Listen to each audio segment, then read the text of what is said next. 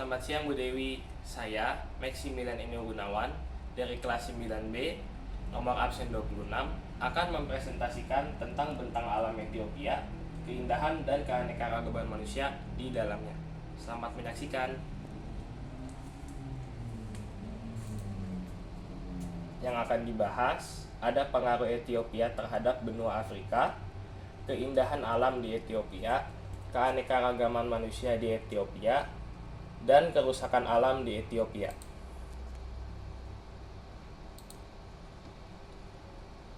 Untuk pengaruh Ethiopia terhadap benua Afrika, yang pertama ada sejarah dan peradaban kuno. Ethiopia adalah salah satu peradaban tertua di dunia, dengan kerajaan kuno seperti Aksum yang pernah menjadi pusat perdagangan global. Ethiopia diyakini sebagai tempat asal Homo sapiens berdasarkan temuan fosil manusia tertua seperti Lucy atau disebut juga dengan Australopithecus afarensis.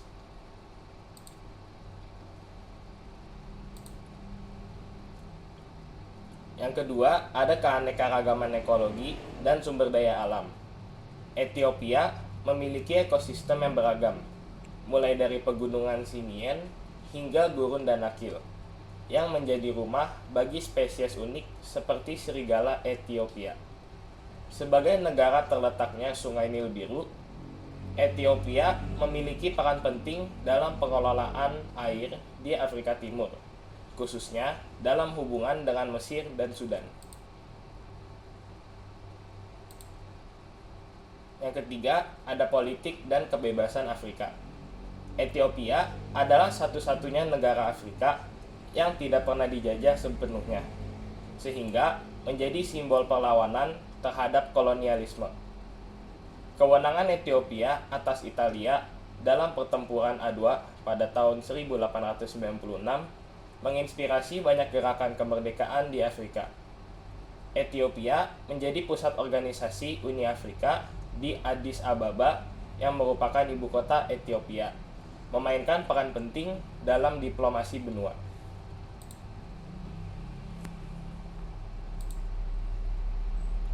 Yang keempat, ada keberagaman budaya dan bahasa.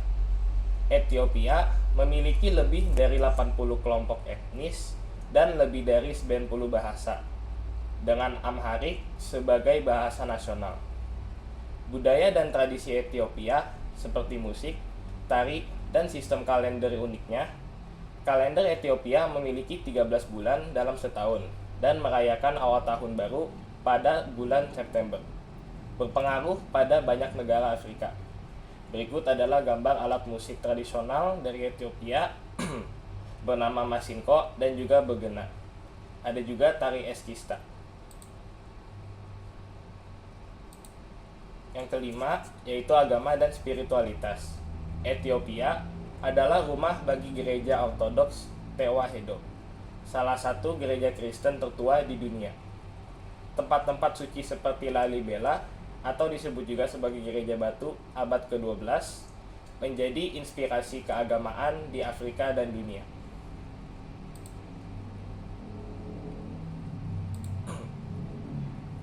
Pada yang keenam, ekonomi dan infrastruktur.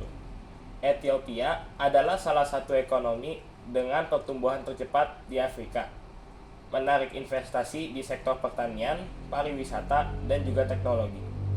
Pembangunan bendungan GERD berdampak besar pada ekonomi dan geopolitika Afrika. Berikut adalah gambar bendungan Grand Ethiopian Renaissance Dam. Dan berikutnya kita akan membahas tentang keindahan alam di Ethiopia. Yang pertama ada pegunungan Simien. Pegunungan ini menawarkan landscape luar biasa berupa tebing curam, lembah dalam, dan puncak-puncak tajam. Sebagai situs warisan dunia UNESCO, pegunungan Simien adalah rumah bagi satwa langka seperti Walia ibex, monyet gelada, dan serigala Ethiopia. Tempat ini juga populer untuk trekking dengan pemandangan yang memukau. Yang selanjutnya ada Blue Nile Falls. Dikenal sebagai Tis Isat atau asap besar. Air terjun setinggi 45 meter ini menciptakan kabut tebal yang terlihat seperti asap. Lingkungan sekitar yang hijau dan keanekaragaman hayati seperti monyet dan burung eksotis menjadikan tempat ini salah satu destinasi alam terbaik di Ethiopia. Nah, selanjutnya ada depresi Danakil. Kawasan gurun ini terkenal dengan lanskap unik berupa cekungan garam, kawah vulkanik, dan sumber air panas berwarna cerah. Meskipun suhu ekstrim hingga 50 derajat Celcius, pemandangan alamnya sangat memukau dan menjadi daya tarik bagi wisatawan petualang. Dan yang terakhir ada Geralta Rock. Geralta Rock dikenal dengan formasi batuannya yang menakjubkan dan gereja-gereja kuno yang terletak di tebing-tebing tinggi. Tempat ini tidak hanya menawarkan pemandangan alam yang spektakuler, tetapi juga pengalaman mendaki yang menantang dengan panorama luar biasa dari puncaknya. Berikutnya, saya akan membahas tentang keanekaragaman manusia di Ethiopia. Yang pertama ada kelompok etnis. Etnis terbesar di Ethiopia adalah Oromo, dengan 34,4% dari populasi. Diikuti oleh Amhara, yaitu 27%, Somali 6,2%, dan Tigrayan 6,1%. Kelompok etnis lainnya termasuk Sidama, Gurage, Walaita, Afar, Hadia, dan Gamo. Yang selanjutnya, budaya dan tradisi. Budaya Ethiopia sangat dipengaruhi oleh interaksi antara berbagai kelompok etnis. Tradisi seperti upacara minum kopi memiliki makna sosial yang mendalam. Seringkali dilakukan dalam suasana keluarga atau komunitas. Legenda tentang kopi berasal dari Kaldi, seorang penggembala kambing yang menemukan efek stimulan dari biji kopi. Yang selanjutnya ada bahasa. Ethiopia memiliki keragaman bahasa yang signifikan. Bahasa resmi adalah Amharic, tetapi banyak kelompok etnis berbicara dalam bahasa mereka sendiri, seperti Oromo dan Somali.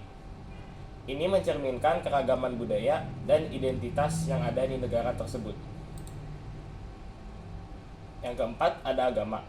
Ethiopia juga dikenal sebagai salah satu negara dengan sejarah Kristen tertua di dunia, dengan Gereja Ortodoks Ethiopia sebagai salah satu institusi keagamaan utama.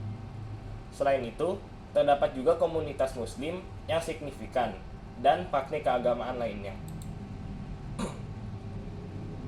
Selanjutnya ada kehidupan pedesaan dan perkotaan. Sebagian besar populasi Ethiopia tinggal di daerah pedesaan dan bergantung pada pertanian sebagai sumber mata pencaharian. Namun, urbanisasi juga meningkat dengan pertumbuhan kota-kota besar seperti Addis Ababa yang menjadi pusat ekonomi dan budaya. Dan yang terakhir yang akan saya bahas adalah kerusakan alam di Ethiopia. Yang pertama ada longsor di Ethiopia. Pada Juli 2024, tanah longsor melanda wilayah selatan Ethiopia setelah hujan lebat, menewaskan sedikitnya 257 orang. PBB memperingatkan bahwa jumlah korban tewas bisa meningkat hingga 500 orang. Lokasi kejadian berada di wilayah terpencil sekitar 450 km dari Addis Ababa. Pada bulan Oktober 2024, hujan lebat di Ethiopia Utara menyebabkan tanah longsor dan banjir yang menewaskan sedikitnya 37 orang. Bencana tersebut juga menghancurkan ratusan rumah dan menyebabkan hilangnya ratusan hewan ternak. Selanjutnya ada gempa bumi dan potensi letusan gunung berapi. Pada Januari 2025, serangkaian gempa bumi kecil dilaporkan di wilayah Afar, Oromia, dan Amhara. Pemerintah Ethiopia mengevakuasi sekitar 80.000 orang karena kekhawatiran akan potensi aktivitas gunung berapi setelah asap keluar dari gunung berapi Dofen.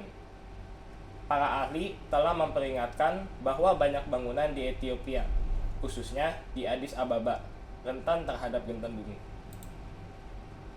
Selanjutnya ada kelaparan dan kekeringan.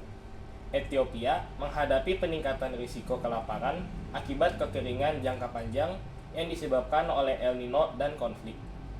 Sebanyak 1 juta orang telah mengungsi dan 3 juta orang berada dalam kondisi pangan kritis dan kelaparan di seluruh Ethiopia bagian utara. Wilayah Tigray sangat terpengaruh, dengan 91% populasinya menghadapi risiko kelaparan dan kematian.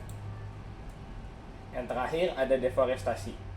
2 jenis utama restorasi bentang alam hutan sedang dilakukan di Ethiopia.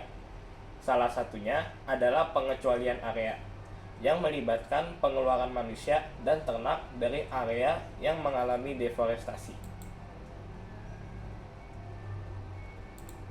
Sekian presentasi dari saya. Terima kasih.